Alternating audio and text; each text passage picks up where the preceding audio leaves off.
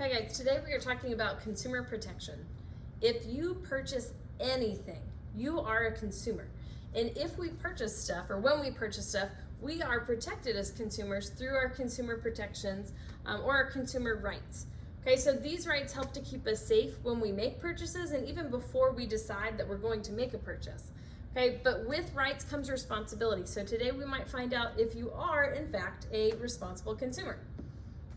Okay, so the first right we have is the right to safety. So this means that we are protected against the sale of dangerous products.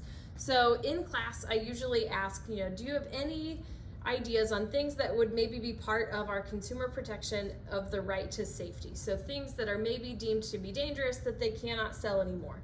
So usually I get examples from the students that say, hoverboards. Hoverboards were super dangerous. They would just burst into flames for no particular reason, overcharging, and that's not good. Okay, so once hoverboard decided that that was kind of an issue and that they needed to address it, they had to pull them off the shelves and offer a recall. Okay, so when a product is recalled, that means that you can take your product that could be potentially dangerous to the store to get it replaced, or you could get a refund if you didn't want to take that chance. We also have certain products that are from like a long time ago, or not that long ago.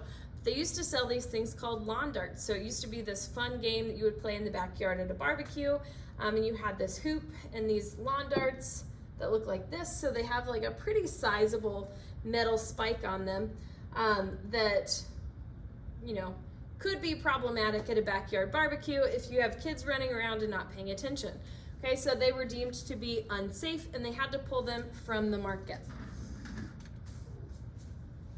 Okay, so we are protected. So this is also the reason that you have to have a prescription to get certain drugs, why there are age limits on buying certain items, why we have expiration dates on food packaging. Okay, we also have the right to be informed. So businesses have to give honest and relevant facts about goods and services. This is why Nike can't just say, hey, if you wear our shoes, these will make you the fastest runner in the world. Because they can't make that outrageous claim because they can't guarantee that that's actually going to happen. This is also why certain food packagings have a disclaimer that say, enlarged to show detail. Okay, so white cheddar cheese at Grooves can't market this without that disclaimer because this cracker looks like it would maybe be the size of the palm of my hand, which is misleading. They can't be misleading. Same thing goes for if you are at Costco or Sam's Club or IKEA and you see the big, gigantic pictures of pieces of pizza, they usually have a little disclaimer that says, not actual size. Okay, so the last time I was at IKEA, I took a picture of this like hot dog advertisement and it says, not actual size. Okay, so for 75 cents, I would hope that the hot dog I would get would not be needing to be held with two hands because that's questionable food at best. Okay, we also have the right to be heard. So we as consumers have a voice in making laws that affect us. So if you were in the 80s when lawn darts were really big and really popular, and maybe there was an accident in your backyard, you could reach out to your congressmen and women or your legislators and say, hey, I feel like this isn't a safe product. We should maybe make a law that says, we can't sell those lawn darts, they're dangerous. Okay, we also have the right to choose. So consumers have the right to choose from a variety of goods and services at competitive prices, and businesses are forbidden to take action that limits competition. So we can't have a monopoly. So let's say that we have Mountain Dew. If Mountain Dew was the only company that made pop, this was the only pop left, that was it, okay, then people would maybe pay a lot for Mountain Dew. So I would say that they might even pay $100 a bottle, okay, ridiculous, because if they're the only ones making pop, people might pay that much.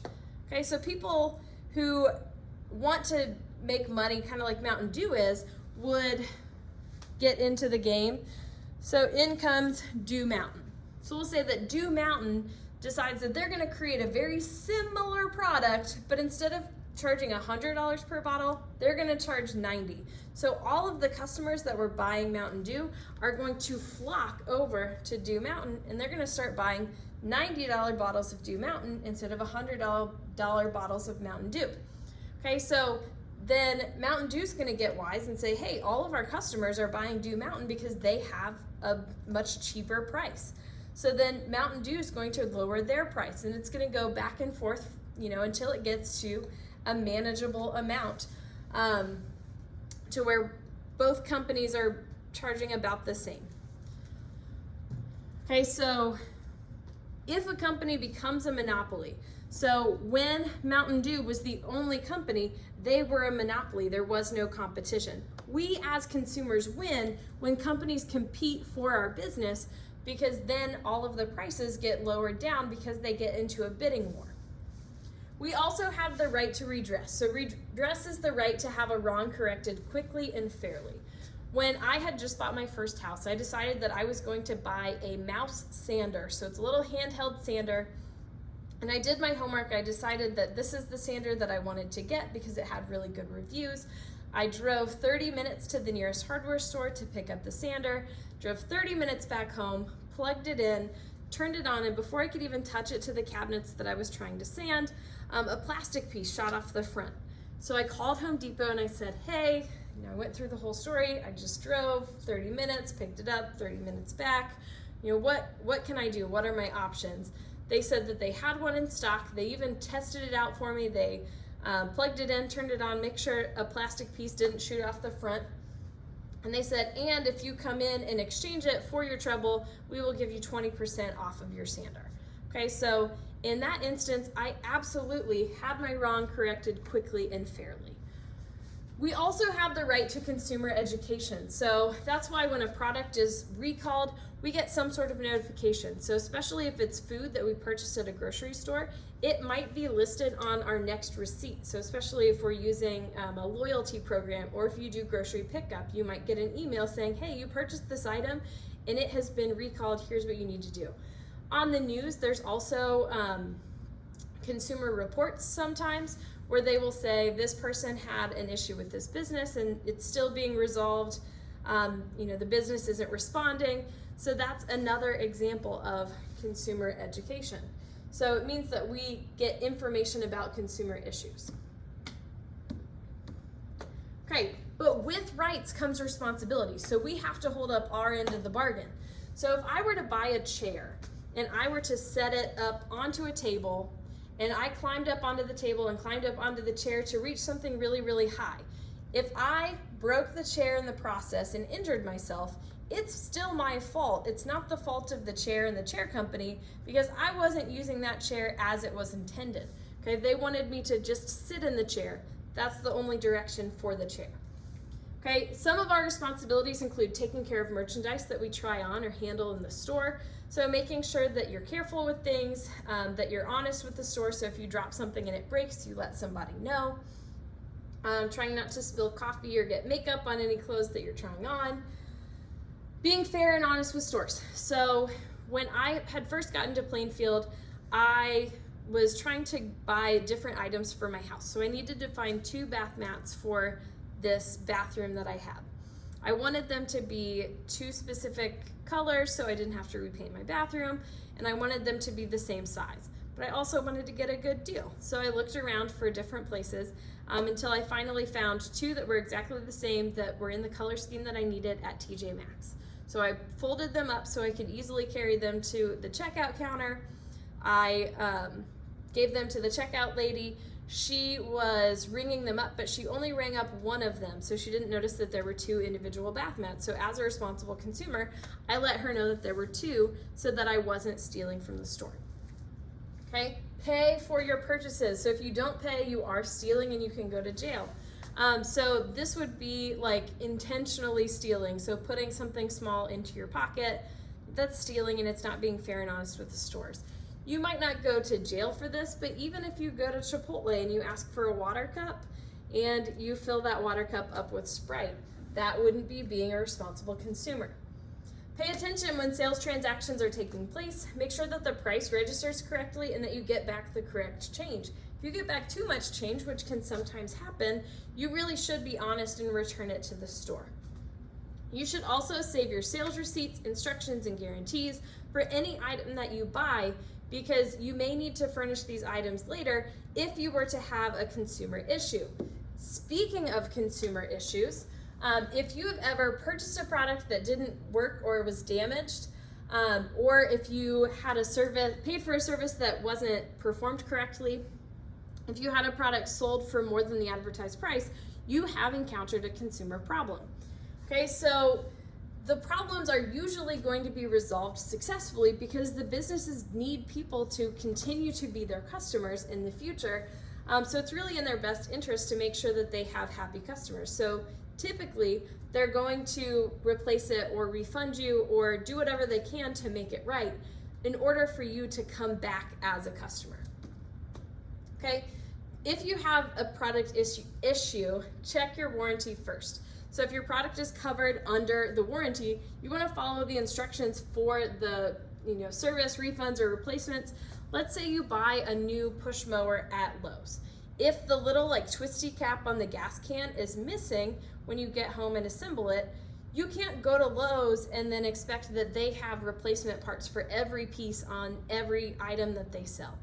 But the company that made the mower that you bought does have the ability to send you replacement parts. So you should always check there first.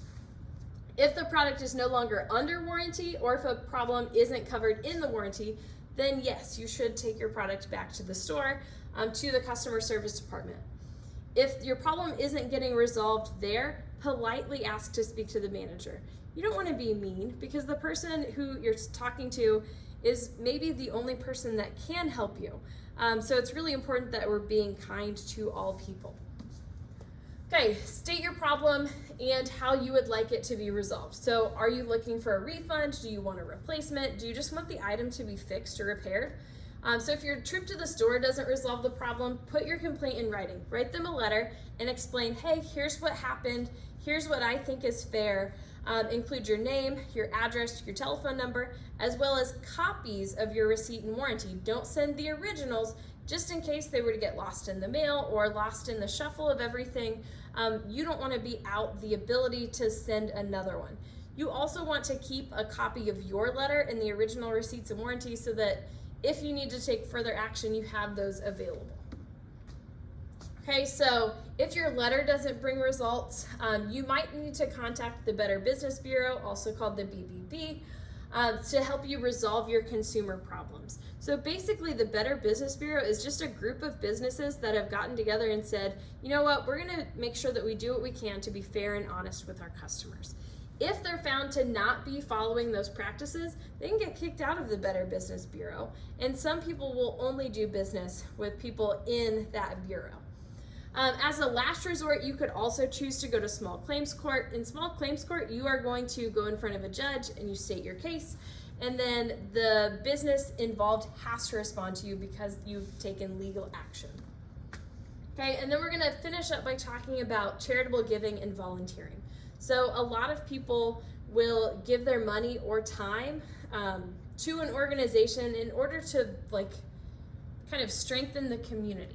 So there are a number of different ways or different places that you could donate your money or stuff to in Plainfield or around Plainfield.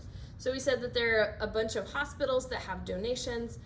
You could donate money to a church or a food pantry or a soup kitchen. You could donate stuff to an animal shelter. So maybe you have a big heart for animals. You could donate old towels and blankets to an animal shelter, and they could really use those items. Okay, an organization that you could donate your time or services to might be helping a food pantry to stock the shelves or to unload boxes, or you could volunteer at the nursing home in a normal year to just hang out with the residents. So some of them don't get a whole lot of visitors in. Maybe their family lives far away. So when I was in college, I volunteered at